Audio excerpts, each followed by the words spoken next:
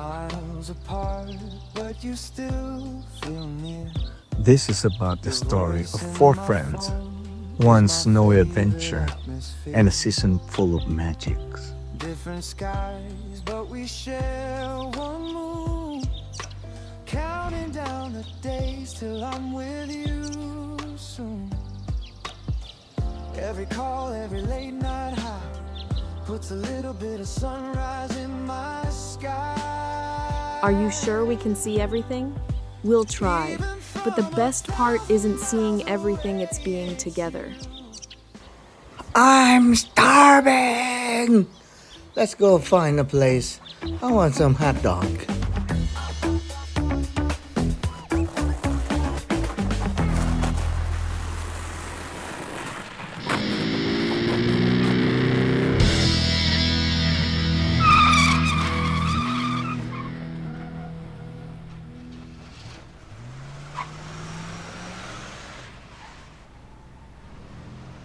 They had one happy plan. Dinner at Portillo's. Elizabeth parked near the restaurant. Henry fluttered down to Melissa's shoulder. I've been really craving for this. You guys gonna order hot dogs and I'm gonna go for a beef combo. Nothing beats Portillo's after a Chicago adventure, Melissa said with a grin. Sonny gave a cheerful little bark, as if he agreed completely. The friends found a cozy this is a booth. nice spot. Then Henry noticed something. Hey, how you doing? You look so lost, A worried little girl. face and nervous hands holding her coat tight. She looked around the restaurant, searching for someone who wasn't there. Oh my gosh, we Henry need to help tilted her. his head. Are you okay? The girl blinked bravely. My name is Margaret. I got separated from my family. You're safe here, Margaret. Come sit with us while we figure it out.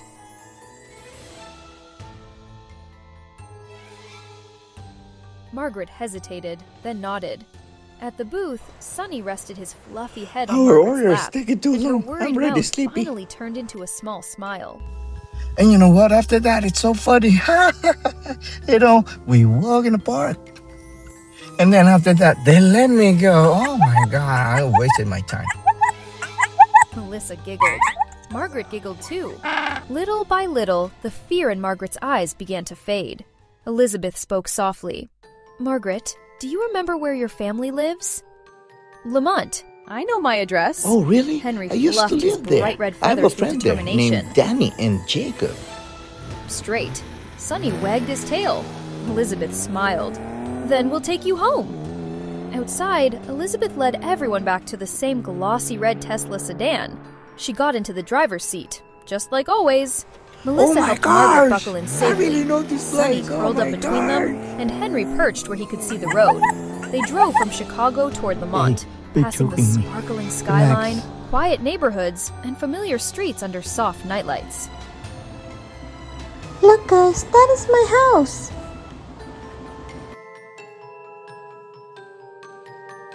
Nodded kindly, happy that everyone was safe. On the ride back toward Chicago, Melissa looked out at the glowing skyline. We only went out for dinner. Let's get out she of this said. stinking place. Henry's I'm getting eyes tired. sparkled, and found someone who needed kindness.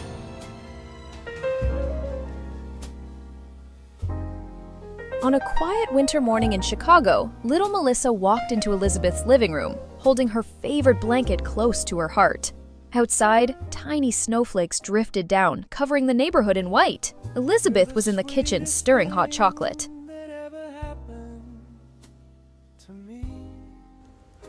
I can sense somebody's energy is so low today. Let me find out. Melissa did not say good morning. Henry fluttered to the sofa arm. Hello, little girl. What's going on? You sound so quiet today. I had a dream about Grandpa Lodi. Do you want to tell us? Melissa nodded. He was smiling. He hugged me so tight. He said, Grandpa Lodi loves you, Melissa. In the dream, I could feel him and hear him. I didn't want to wake up. A tear slipped down her cheek. But when I opened my eyes, he wasn't there. Sonny climbed gently beside her, rested his head on her lap.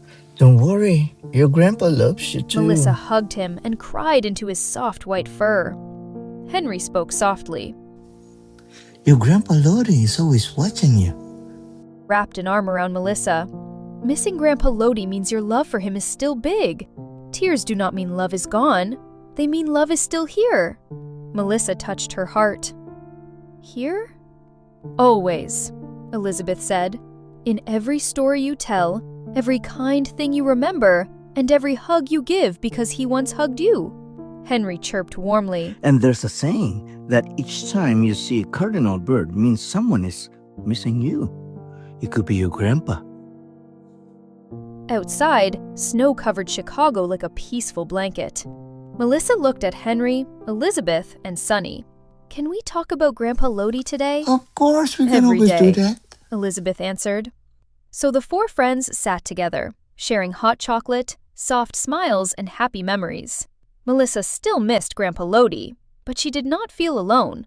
His love was in her story and in the gentle warmth around her.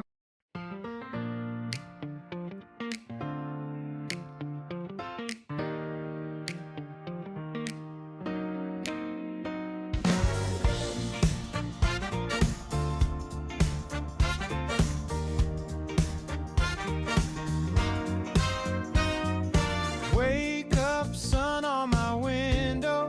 Sonny the Maltipoo trotted near their feet, his fluffy tail wagging like a tiny flag. Henry loved the bean because it made Chicago feel playful. Skyscrapers curved, people looked taller, shorter, sillier, and somehow more wonderful. Then Henry noticed a family trying to take a photo. The father held the camera too high. The mother laughed kindly. Their little boy pointed at the shining sculpture with wide eyes. Hey guys, how you doing? Welcome to Chicago. Hi, nice to meet you. I'm Benson. This is Ken, and this is Enzo. And we all doesn't like LeBron James. Little Melissa waved. It's wonderful to meet you. Young Lady Elizabeth smiled warmly. You picked a perfect place to begin. Oh my God, it was you. I saw you on YouTube playing with Pikachu. Come on, guys. This is a group picture, okay? 1, 2, 3. I have an idea. You want to see Chicago from high above? But I'm not going with you guys up there, okay? I'm scared of heights. High above? That is the famous wheel star. It's like a rocket ship pointing towards the sky. You will see the whole entire city. But mind you, it's so scary. Benson looked amazed. That sounds so amazing, but we don't know how to get there. Elizabeth lifted the car keys with a confident smile. I can drive us there. Everyone gathered by the car, and Elizabeth took the driver's seat, just as she always did when the group traveled. Henry the Cardinal fluttered by the window. Sonny the Maltipoo bounced in the back seat. Melissa sat beside Enzo. Sonny settled happily, and Benson and Ken admired downtown through the windows. Along the way, Henry pointed out tall buildings. Melissa talked about Chicago's architecture, music, parks, museums, and lakefront. Elizabeth answered questions calmly while guiding everyone through the city. It's enormous, Enzo whispered. You know, Enzo, I will tell you a secret. This is just between us. I'm really scared of heights. I think this is a bad idea. Couldn't we just go down, please? Up they went. Floor numbers climbed faster and faster. Melissa counted softly. Benson laughed in surprise. Ken squeezed Enzo's hand. Henry's wings fluttered, but he stayed careful and calm. Then the doors opened. Chicago stretched in every direction. Lake Michigan shimmered beyond the buildings. The streets looked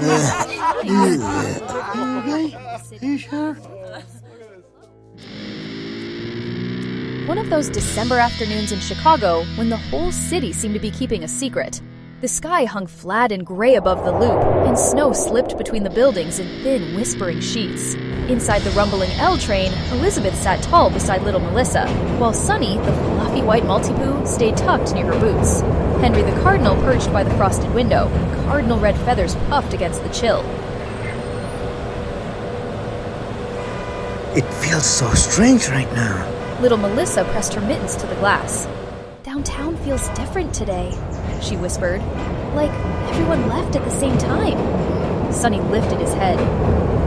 Chicago never been like this. Even cars, they're running, but there's no drivers and passengers. At the next stop, the doors hissed open, and a young man hurried in. A real Chicago Cardinal. Hi, I'm Henry. I used to be a human, but now I'm identified as a bird. My name is Ryan, he said. And if you're going downtown, don't go near Cloudgate. Ryan nodded too fast. People are disappearing there.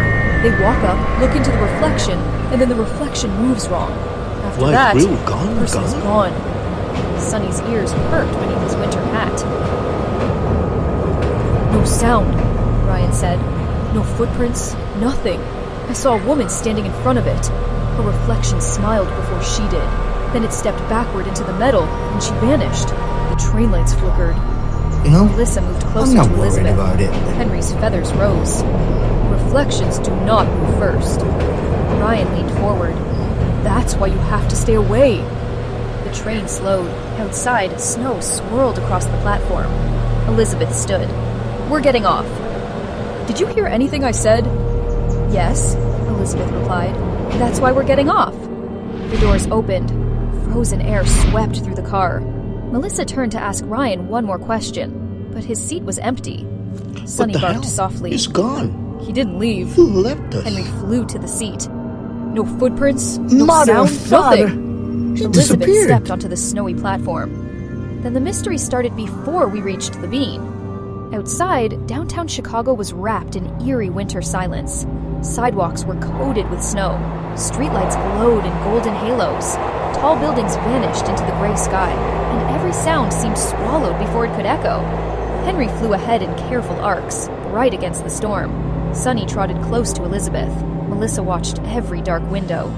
As they approached Millennium Park, Cloudgate appeared through the snow. The bean stood shining in silver, but not like usual. Its curved surface reflected the skyline, snow, and empty plaza in stretched, Whoa, twisted what's shapes. going on The there? buildings bent too Look at far. that. The sky moved too slowly. The reflections looked almost alive.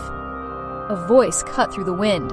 Stop! A woman stepped from behind a snow-covered tree, shivering in a coat far too light for December. My name is Tina, she said. I've been warning people all day. Elizabeth faced her. About the reflections? Tina nodded. It shows you what you miss most. Someone you wish you could see. Somewhere you wish you could go. Then it waits for you to reach for it. Melissa looked toward the silver curve. What happens if you do?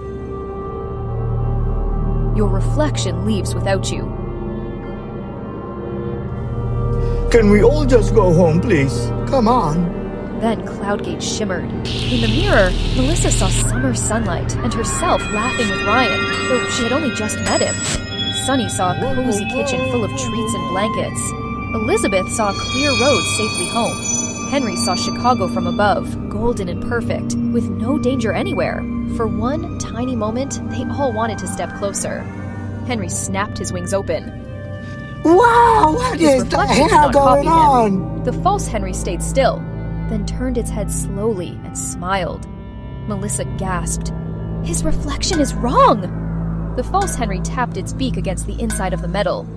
Ripples spread across the bean like water under ice. Then Ryan appeared behind it, pale and silent, pressing both hands against the silver from inside. Tina stepped forward. He's trapped in the reflection!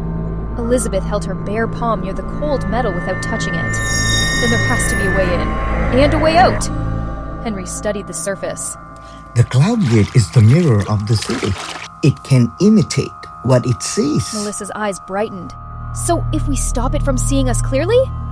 Elizabeth nodded. We break the pattern. She unwound her plaid scarf. Tina gathered snow. Melissa raised her mittens. Sonny shook snow from his jacket in one determined burst. Together, they threw snow and fabric shadows across the mirror, blurring their shapes. The reflection flickered. The false Henry twitched. Ryan pressed harder from inside. Henry launched into the gray air, bright red against the storm. He flew straight toward Cloudgate, then swept upward, scattering snow from his wings across the mirror like sparkling dust. The bean flashed white. For one heartbeat, The whole plaza disappeared. Then Ryan tumbled out and landed safely in the snow. Elizabeth caught his arm. Melissa helped him sit up. Sonny bounced around him, barking with relief. Henry landed on a bench, breathing hard but proud. And we did it! Snow fell in soft, endless sheets over downtown Chicago, turning the city into a glittering maze of white rooftops and glowing streetlights. Bundled pedestrians hurried along Michigan Avenue, their boots crunching against the icy sidewalks, while the distant hum of the L train echoed through the frozen air. Perched on a frosted iron railing outside Millennium Park was Henry. I don't like this. Something feels off. You always say that, Henry, when you're hungry. He trotted in circles near little Melissa, who was trying to catch snowflakes on her mitten. Bro, I'm serious this time, not because I'm hungry. Young Lady Elizabeth, standing beside Melissa, adjusted her wool scarf and looked thoughtfully at the skyline. Henry might be right, she said quietly. Look! In the distance, the great clock atop the old Marshall Field building flickered strangely. Its hands spun backward for a brief moment before snapping forward again. Melissa gasped. Did you see that? The clock moved the wrong way! At that exact moment, a sharp gust of wind swept through the street, carrying with it a faint whisper, like voices overlapping across time. Help, please, before it's too late. Sonny's ears perked up. Now I definitely heard Before that. anyone could say another word, the ground beneath them shimmered. Snowflakes froze midair, suspended like tiny crystals. The world dimmed, and then everything shifted. The bustling city vanished. In its place stood an older, quieter version of Chicago. The buildings were the same, but duller, worn, and strangely empty. The festive lights were gone.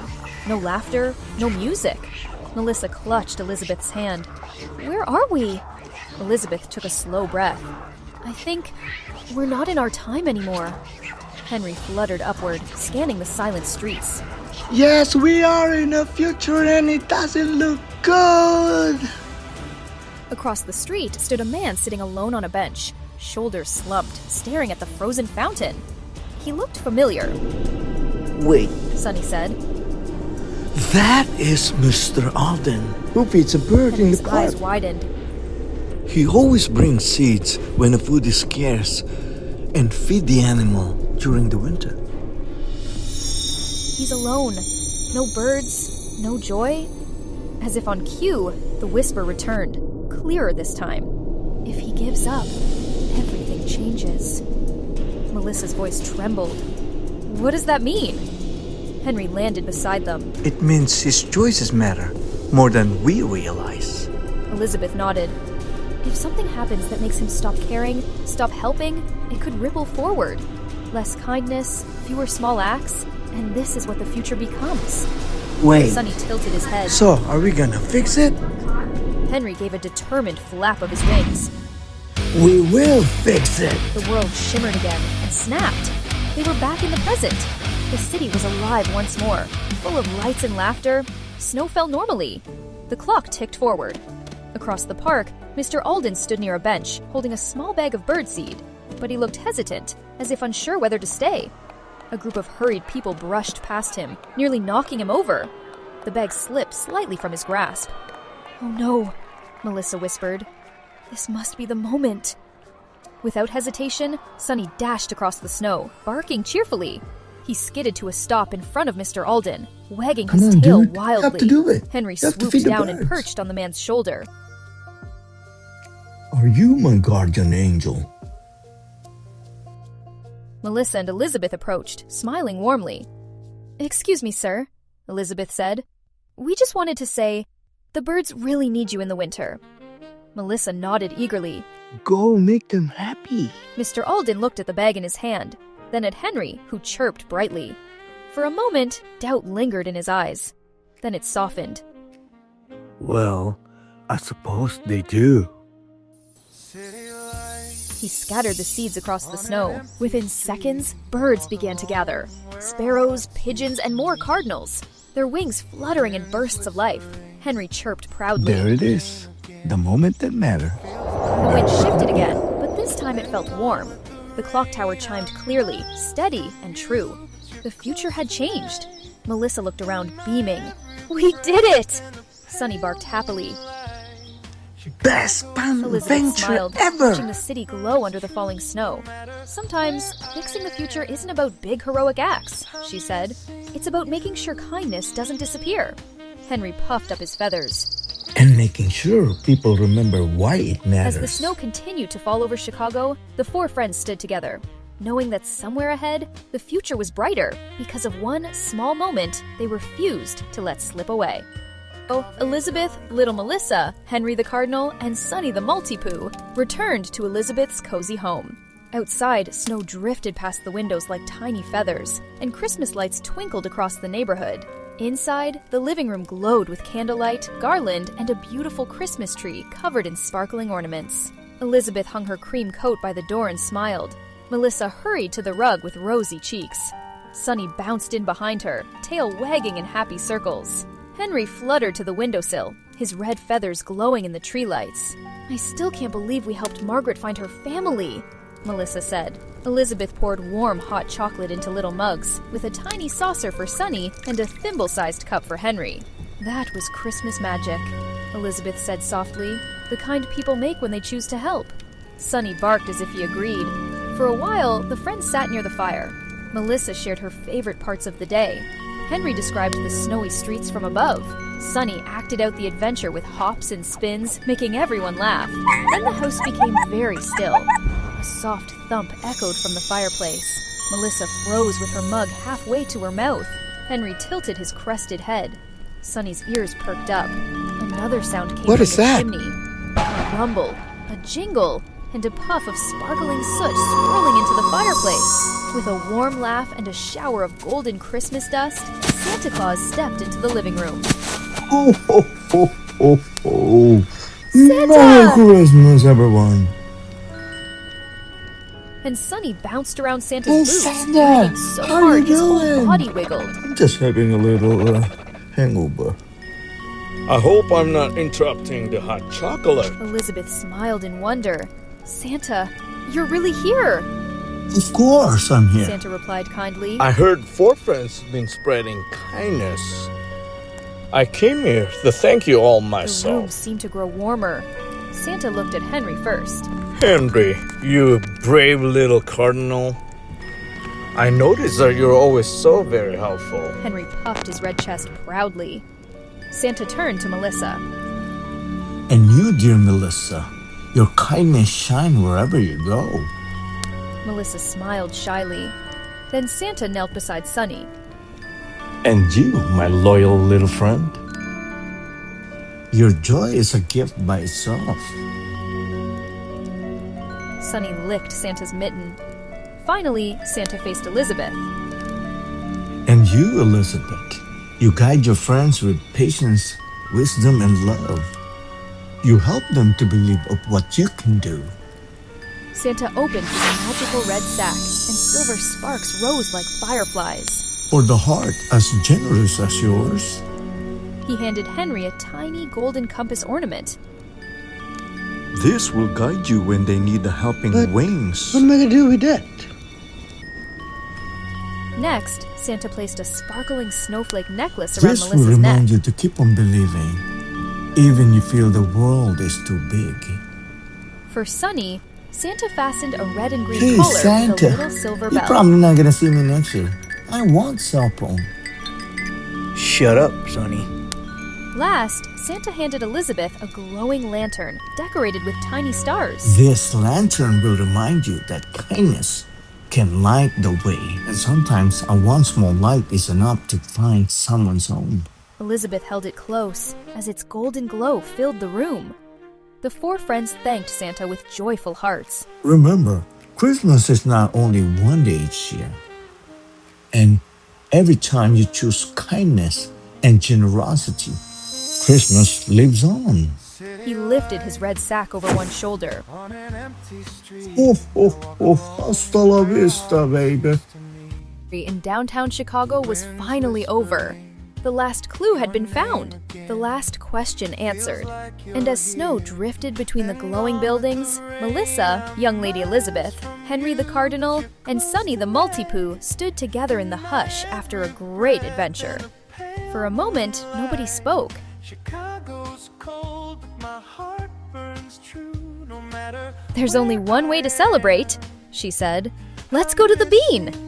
They followed sparkling streets through downtown Chicago, where wreaths filled windows, golden lights wrapped trees, and storefronts glowed with Christmas warmth. Henry flew ahead, a bright red flash against the snowy sky, his little glasses catching the city lights. Sonny bounded after him in his navy puffer jacket, paw prints dotting fresh snow. Elizabeth walked beside Melissa, her beige coat wrapped close, eyes shining as holiday music floated through the air. At last, they reached Cloudgate. The Bean shimmered like a giant silver ornament, reflecting the snowy skyline, Christmas lights, and 4 friends who had earned this peaceful night. Henry landed on a snowy branch and puffed up proudly. I can feel Christmas is coming.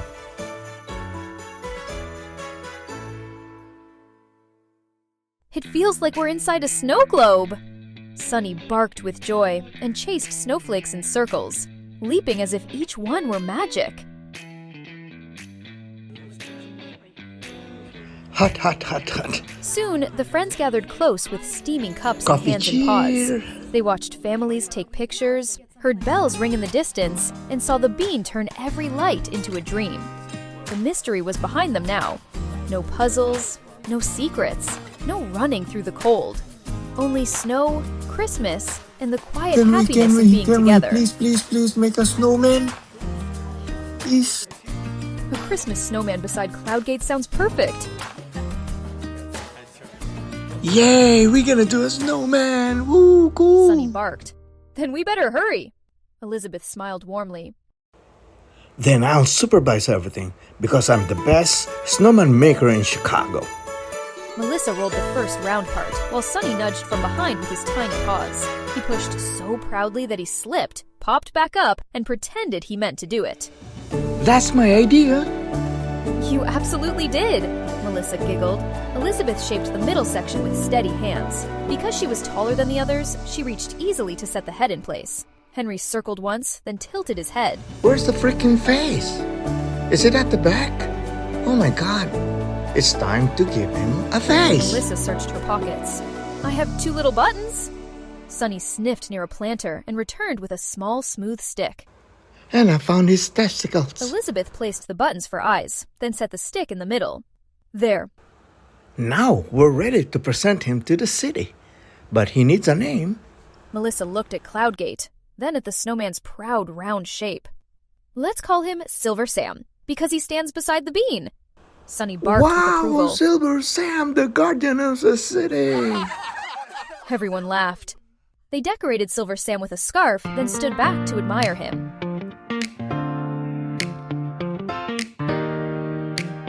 "Present time!" They formed a circle beside Silver Sam. Henry went first, carrying a tiny, ribbon-wrapped gift in his beak. He placed it gently in Melissa's hands. For you, little For you. Melissa. He chirped. Melissa opened it and found a bright red feather, smooth and beautiful. "Oh, Henry, I'll keep it forever." Henry puffed his chest. A feather from Chicago's most good-looking bird brings courage. Sonny pushed a small box toward Elizabeth. Inside was a tiny bell charm for his collar. This is the gift for myself, so you can always hear me coming. Elizabeth's eyes softened. "Thank you, Sonny. That is very thoughtful." Elizabeth gave Melissa hand-knit mittens. "For every adventure still waiting for you." Melissa hugged her. "They're perfect." Then Melissa handed out her own gifts. Bird seed for Henry, a chew toy for Sonny, and a beautiful bookmark for Elizabeth. "Because stories and friends should always stay close," Melissa said. Henry looked around at Cloudgate, Silver Sam, and the smiling people nearby. Get ready for the finale. And you too. On an empty street, I walk alone where our Everything hearts looks like used to magic meet. tonight. Henry fluttered his The wings wind's softly. whispering. I've flown to Chicago hundreds of times, so relax, little Melissa. Sonny wagged his tail so fast that tiny snowflakes jumped from his sweater. I wish every night could sparkle like this. Elizabeth looked toward the skyline. It is beautiful, she said, but tonight feels a little different. Different how? Almost like the city is waiting for something. Henry tilted his head. Cardinals notice I'm small noticing things. something. A shift in the breeze, a sound beneath the snow, a silence that feels too still. And suddenly, Henry felt it too. The wind paused. The crowd grew quiet. Fireworks waited on their launch platforms. They were meant for a special celebration, planned carefully for the right moment. But somewhere, something clicked too soon. Tick, snap, click. Henry's eyes widened. His crest lifted. Wait! Something is happening! It climbed higher, higher, higher. Then it burst open with a thunderous boom. A giant flower of gold filled the sky above Millennium Park. Melissa gasped. Sonny, it's so Whoa. beautiful. Another Wow. rocket flew upward. Boom. Then another. Boom. Then 3 more at once. Boom, boom, boom. Red sparks spread like ribbons. Blue stars twirled over the buildings. Green lights glittered like emerald snow. Silver sparks rained softly downward before fading into the winter night. The beam became a dazzling kaleidoscope. Every firework appeared once in the sky, then again and again across the polished steel. It looked as if fireworks were bursting in every direction, above the park, beside the crowd, and inside the heart of Chicago itself. Sonny barked joyfully. Woof! Melissa laughed. It's starting! Elizabeth looked around surprised. But I don't think they were supposed to start yet. The fireworks kept blooming before anyone could understand what had happened. People across the park stopped walking. Parents lifted children onto their shoulders. Couples held hands. Friends pointed up at the sky. Visitors hurried toward the beam, drawn by the light and the sound. Soon, hundreds of people had gathered beneath the fireworks. Some looked confused. One person asked, "Is this for Christmas?" That's supposed to be for New Year. Who decided to surprise us. For a moment, nobody knew what to call the celebration. Then an elderly gentleman in a bright red scarf lifted both hands and shouted, Merry Christmas!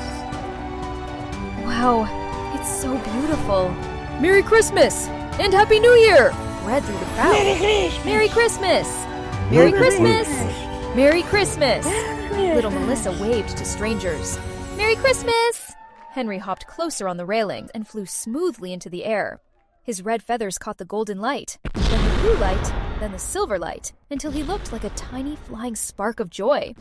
He circled above his friends and called down, "A Christmas surprise and a New Year's celebration, all in one Chicago night!"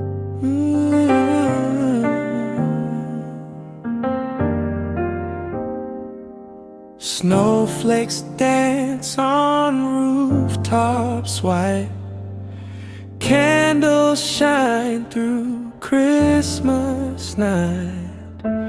Footprints trail where hearts all meet. Joy wraps the world in silver sleep. It's a white Christmas, love's in the air. Gifts of laughter we all share. Ribbons sparkle, stories flow underneath the mistletoe and snow.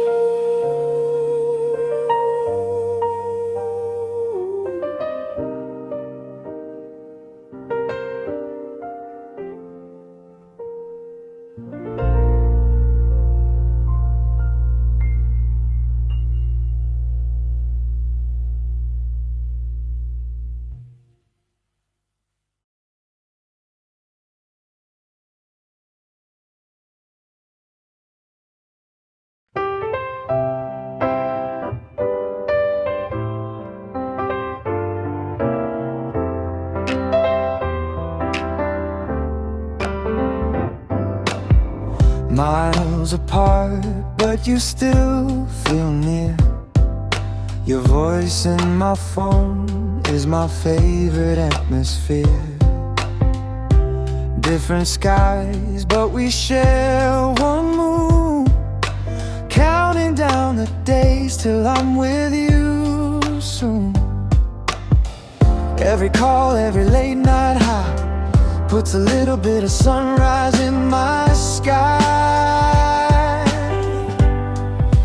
Even from 1,000 miles away, it's you. You turn my lonely nights into something bright and true. No matter where I am or what I'm going through, my greatest happiness is knowing I belong with you.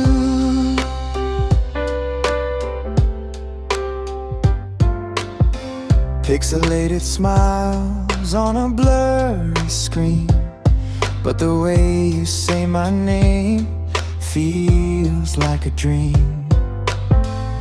I fall asleep to the rhythm of your voice. In a world so big, you're my favorite choice.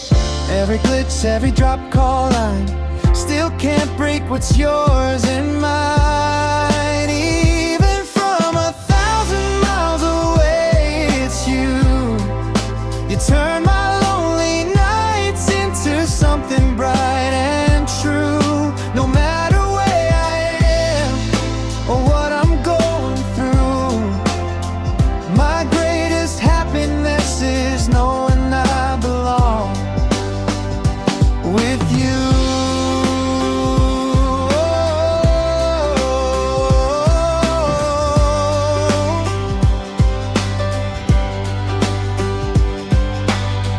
One day this distance will fade into air.